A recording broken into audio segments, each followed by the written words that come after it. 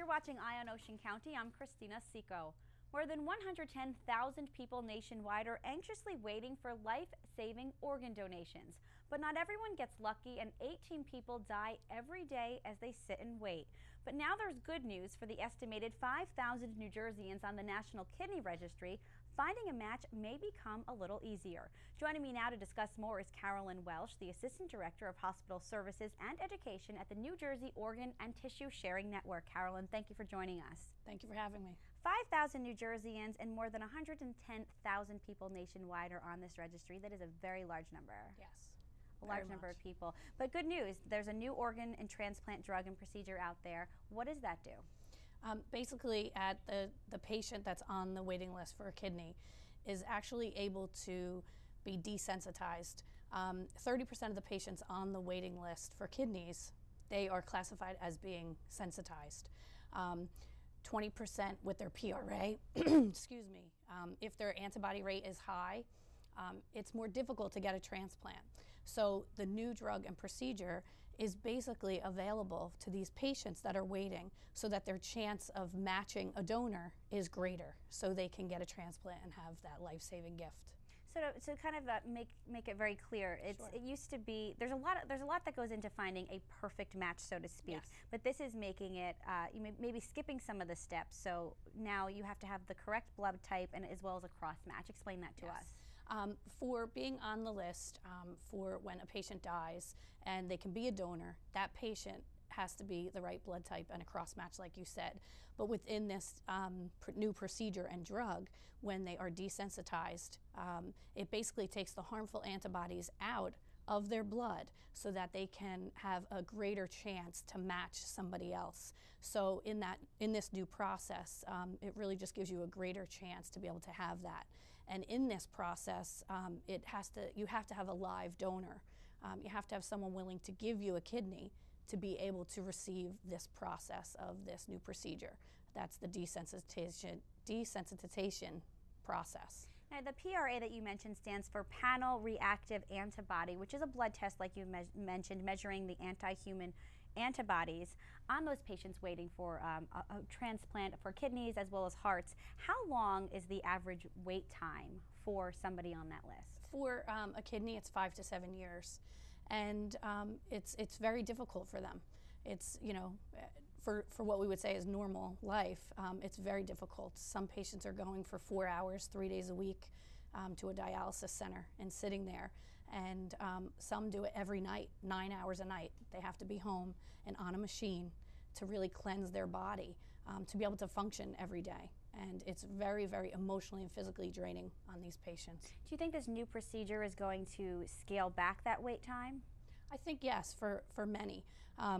Hopefully more people will realize that the need is so great and register to be a donor, or actually say that they want to be a donor and help their family or friends or anyone. They can also help a stranger. Okay, and finding a kidney match, recipients and donors must have compatible blood types, so of course that the bloods don't attack each other. But it's more complex than that.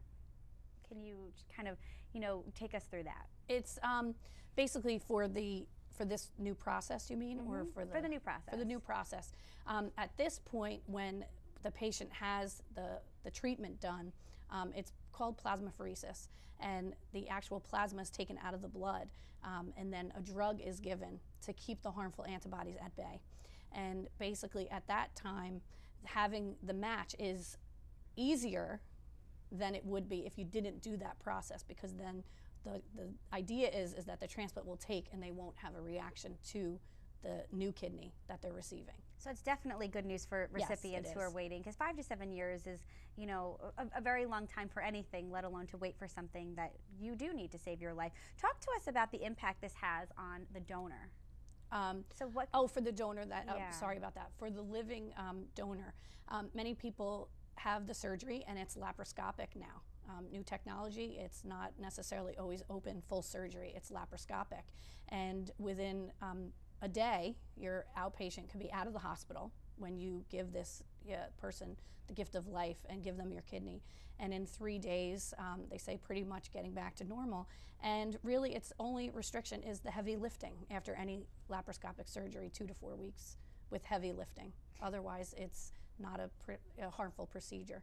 So it's a lot easier than I think I would have thought of. Yes. So I mean, so it sounds like it's an easier procedure. Now in 2010, 155 New Jersey residents of all ages selflessly and generously donated their organs to others as they could live, which is a huge donation. I mean, it's probably the most generous gift you can give someone, the gift of life. As a result, how many life-saving transplants were performed from those donations?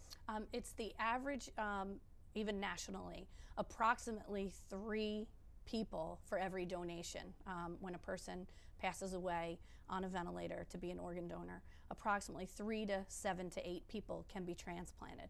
So the transplants every year change just based on the donors and based on the suitability of the donors, but it's anywhere from 3 to 8 people who are saved with every organ donor. That's amazing. And in 2010, we also have a statistic as 537 life-saving transplants were performed at transplant centers, which is a great number, and it's a beautiful thing. Yes, and that's for our donor service area. And there are organ procurement organizations in each state that have designated service areas. So that's the numbers that for the donors that we had at the New Jersey Sharing Network that we helped to provide for transplant. Okay, quickly, if you can just take us through the process. If someone wants to become a donor, what should they do first? Sure.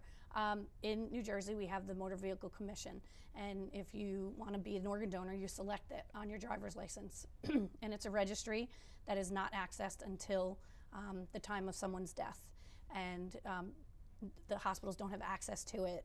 No one has access to that prior to the time of death. And it also is that we speak to families at that point and talk to them about donation. So really the first step is to decide that this is something you would want to do upon your death, or if you're healthy and feel that you really want to give the gift of life to someone now, you can also go to a transplant center, access the websites, and really look into what does that mean to be able to do that.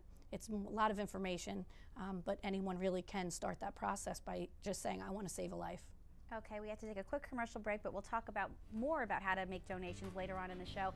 And when we come back, we'll introduce you to a woman who's been waiting for more than a decade for that second chance at life. Stay with us.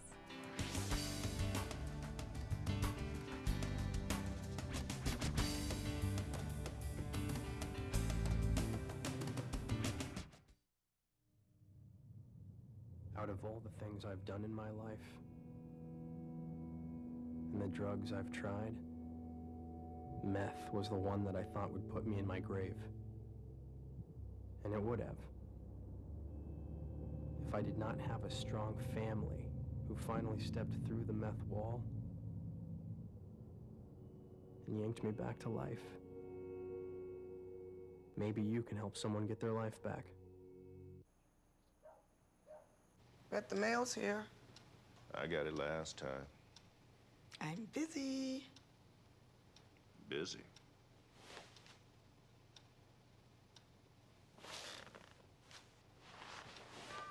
For some people, living with painful hips or knees can turn little jobs into big jobs. But it doesn't have to be that way. Today, physicians and patients are partnering together, choosing from a new generation of treatments and therapies that can not only reduce hip and knee pain, but restore a little spring. Life's too short to be stuck in the slow lane. To get up to speed on just how far hip and knee treatments have come, visit orthoinfo.org, a public service message from the American Academy of Orthopedic Surgeons. Don't forget tomorrow's trash day. What's it like when you hear your calling? Will you ignore it? Or will you listen? What if it calls you to go halfway around the world? To serve people you've never met? What will you do when you hear your calling?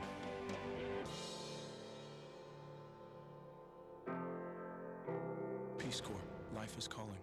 How far will you go?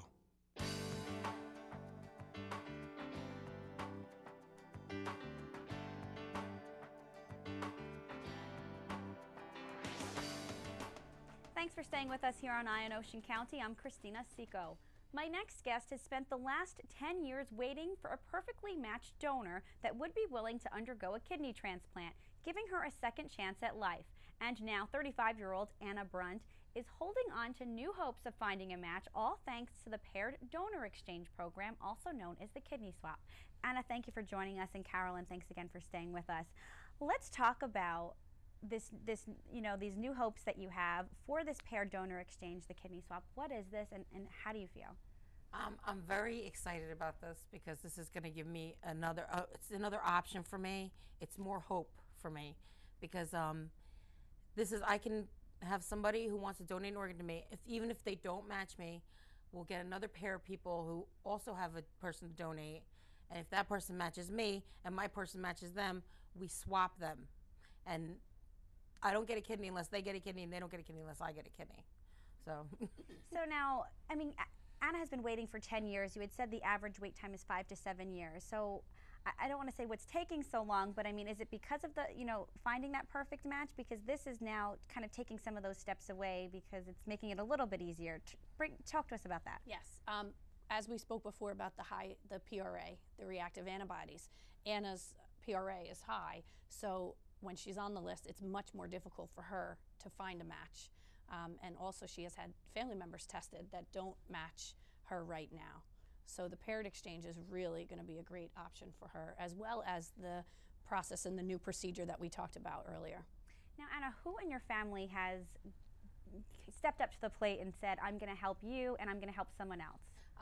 My brother, my sister-in-law, I have aunts, uncles, a bunch of people who came forward, even friends of the family, friends of my sister, who are just coming forward to say, I want to help. I know what's going on. I want to help, So now, has someone been chosen already, or have they found somebody that has matched one of your family members? How does that work, and where do we stand? They haven't found a match for me. What it is they want to put me in the swap program and see, they have my uncle, they want to use my uncle. But people can still come forward just in case they can find a better match, because if they can find a better match, that's even better. Because they're going to give me 6 months with the swap program, and then they're going to try the other programs, plasmapheresis, to get rid of my PRA to see if they could do it that way. Okay, well, we're definitely hoping for you, and we're on your side. Now, and let's talk about the organ donation chain, which is a little bit different than the swap program, if you can tell us about that. Sure. If an anonymous altruistic donor would like to donate their kidney, they can do that. They can contact a transplant center. We have 6 in New Jersey. Contact that center and say, I would like to donate my kidney. And instead of that kidney just going to save one life, what it does is it goes into the chain, and then it goes to the best match. And if it's into the paired exchange, the people that are already signed up that have a living donor, it actually finds the perfect match for each person as best as they can. So more people are transplanted as opposed to just one. Okay, so it's a domino effect, so to speak. And the swap program that you're involved in, you're on the list to wait for. How many people? What is the longest swap that's gone out so far? There's a chain of 16 people that have swapped. So before that was 13, now it's 16. So I think it's going to get longer and longer. I hope, it'll be a great thing, exciting. So 16 different people have been in the swap. So that's an 8-way pair, so to speak. Yes. And it crossed over states because the list is national. So they really do, anyone who's in the program, anyone who's best match, they really try to pair it up so that more people are getting the best kidney that they can, so that the success rate, and after they have the transplant, that they're as healthy as they can be. That is so amazing, and it's so wonderful how it is forming a chain reaction. And I want to talk to you about your story a little bit. I mean, you do suffer from medullary cystic renal disease, which basically means that you lost function of both of your kidneys at one point. What has it been like to be on this list and to be waiting for so long, a decade? It's hard. It is hard. I want to say it's hard, but like they said, they always come out with new stuff. The waiting is the hardest part. You wait for that phone call every day of your life, and it's not an easy thing. It sure is not an easy thing, that's for sure. And to be home, I mean, I don't think people realize what you have to go through. I mean, you do dialysis at home, a few hours of your day. That must not be easy either. No, for 5 days a week, I do about 4.5 hours, 4.5 hours of treatment. I do hemodialysis at home. I put my own needles in. I take my own needles out. There has to be someone with me to make sure everything goes okay. I can't be alone while I'm on the machine. But, you know, I like to be in charge of my health, though, so I like to take care of myself, you know, so. Carolyn, what's the first step for people at home, you know, who are saying, you know, I could help? What can they do? Because, I mean, Anna, you are A positive. Her blood type is A positive. But in this situation, you don't necessarily have to be A positive because you can help anybody. Yes. So for Anna's case, she's listed at Columbia. So you can also, if you know someone in your community that's waiting, you can call up and say, I know that someone's waiting. I don't know them well, but I want to save their life. I want to get tested. That's really the first step. Once you get the paperwork from the transplant center saying that you want to do this, there's blood testing that's done, there's paperwork that's filled out, and it is covered through insurance. Like if you were to get tested for Anna and wanted to do that, you don't get billed yourself. It goes actually through Anna because it's for her specifically. But then also for the altruistic donor, that's really the first step. Going on the websites, finding the transplant center, getting the paperwork sent that you want to do this. And then the first step is really minimal invasive blood testing. It's to start that out, blood type, and then to be able to say that you want to do this. And then more tests are done after that for the matching part of it and for your health to ensure that you are able to do this as well. Now, Anna, you have a Facebook page that your sister started for you on Facebook.com, Help Anna Find a Kidney, so people can track your story. There's obviously so much love around you and people supporting you. What can you say to people at home to urge them to get tested and to urge them to donate? Please, sign your donor cards. Please. This can save somebody's life. And I mean, I'm lost for words here because it's such an important thing, because this is the hardest thing. You know, this is going to change someone's life. This will give them another second chance at life, because it's not easy being on the machines. It really is not easy going to centers and stuff 3 days a week, 5 days a week, whatever you do, every night. You know, it's not an easy thing to do. So please, it's very important that you sign your donor cards and let your family know what your wishes are. And if you want to be an altruistic donor, please come forward. Please, there's so many people waiting and not enough organs to go around. Now, speaking of organs, I want to ask you, Carolyn, do you think maybe someone at home might be saying, well, I may need that kidney? I mean, people can live functional, they can live a very good life with just one. Is that true? Yes, you can. Very normal life with one kidney. And with the testing, that when you come forward to do this, the doctors are ensuring that it's also going to be right for you to be a donor. And actually the extensive testing that's done after that, they make sure that you're okay to be a donor. We'll find anything that possibly would say, no, you're not healthy, or you have this. It's very, very specific at that point. The goal is not to make someone else sick, to make someone else healthy. It is that our bodies can function on one kidney and live a very long, healthy life, and be able to give someone else a longer, healthy life. And it is so draining for them. And it's not that they're going to work each day. I mean, think about, you know, going to work every day. I cannot be on a machine for 4 hours and go to work. So it changes everything that people can give back as well. So. Okay, thank you. We have to take a quick commercial break. So, Anna, thank you for sharing your story with us. And of course, we wish you the best of luck in finding that perfect match. We have to take a quick break. When we come back, we'll introduce you to a family member who her father has given the gift of life to several people when we come back.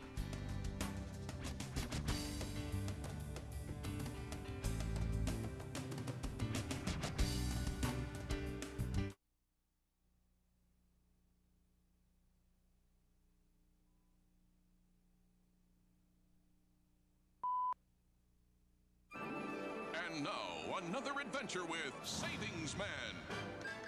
Oh dear, I can't afford that. Charge it. You can pay it off later.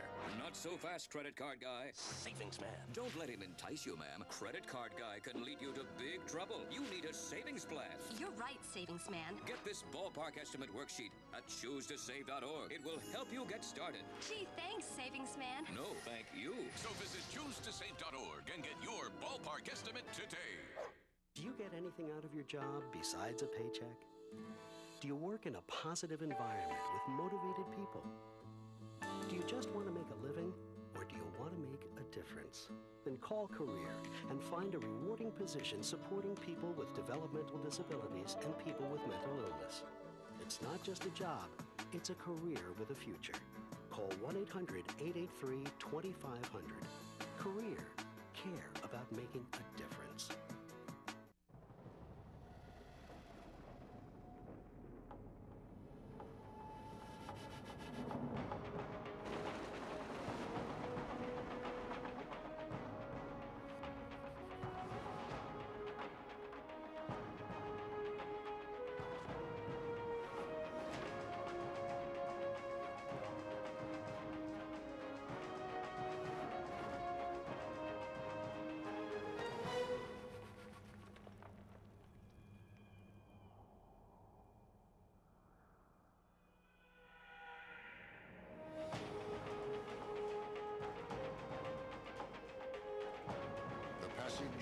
Is intense.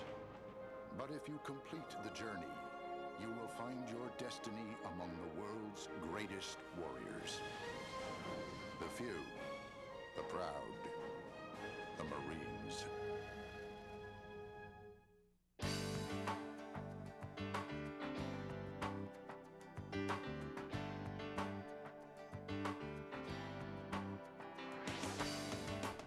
Thanks for staying with us here on Eye on Ocean County. I'm Christina Seco.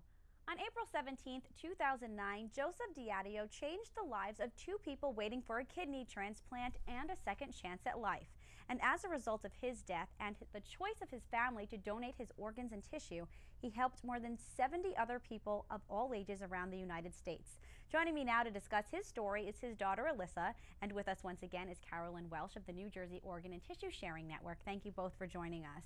I want to start with you, Alyssa, and say, first of all, we're sorry for the loss of your father, and I want to talk to you about the impact your choice has made. You know, when you lose someone, you don't know how you're going to react. You don't know how your family's going to deal with it. You think you really can't move on without the loss of a loved one. And it was so sudden, but this has really allowed his legacy to live on and have given so much comfort to me and my family that we're so thankful that we made this decision. Because not only did it help, you know, numerous people around the U.S., but it also helped our family get through this loss. And we have a picture of your dad here, here on the screen. And Carolyn, I want to ask you about this process because this is a little bit different. Alyssa's situation is that he did not sign his donor card. This was a choice that you and your mom and your family had made. What happens when they do make this choice? How does the Sharing Network come in?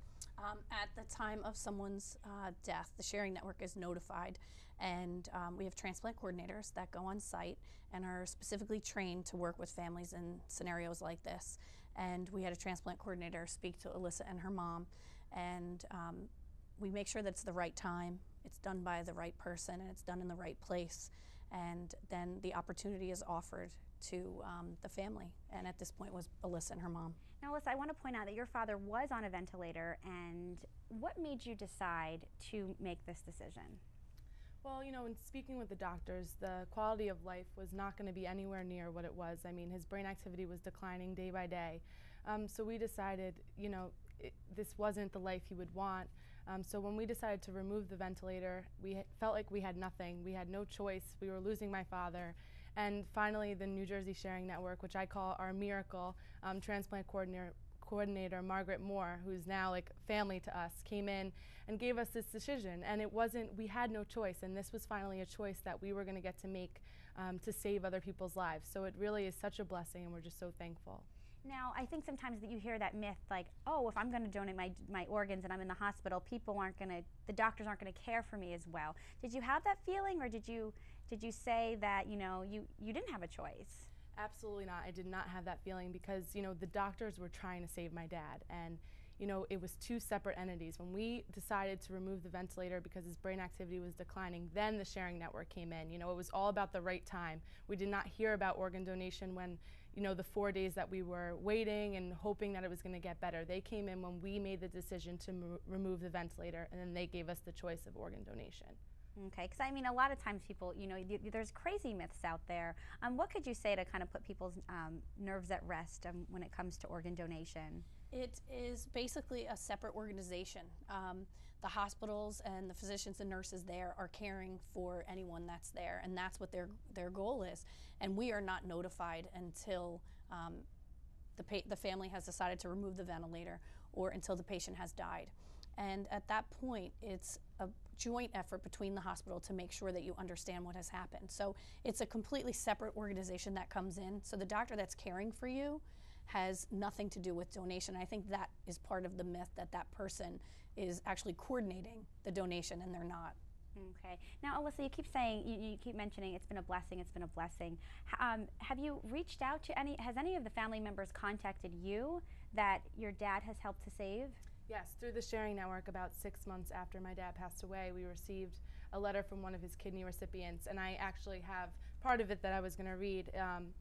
It says, "Please find comfort in knowing that I do not and will never take your precious gift for granted. This organ transplant has drastically improved my quality of life, and I am now looking forward to many years with my son and future grandchildren."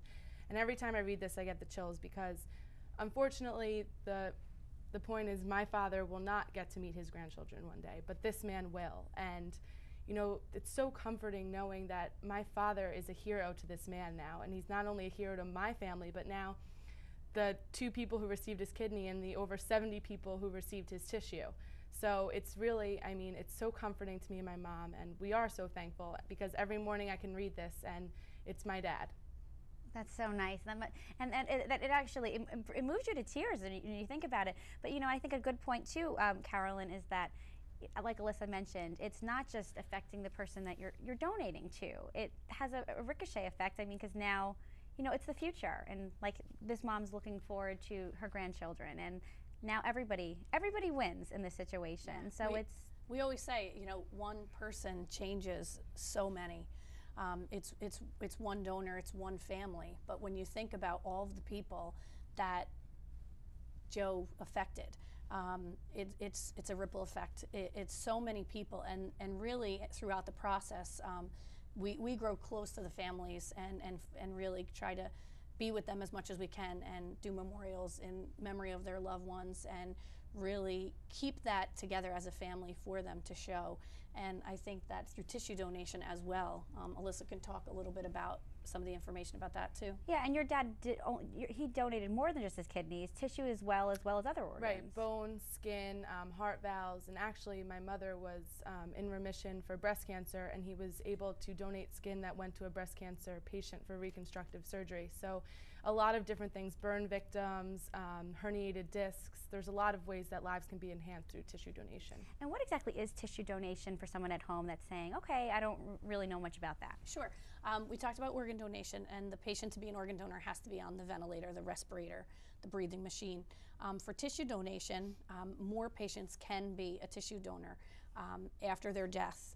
And basically it's bone, skin, corneas, heart valves, and corneas give the gift of sight, and bone and skin, as Alyssa talked about, and heart valves for people that are in need of a repair and a replacement. And majority of them do go to children, because mechanical valves aren't made that small for some small children.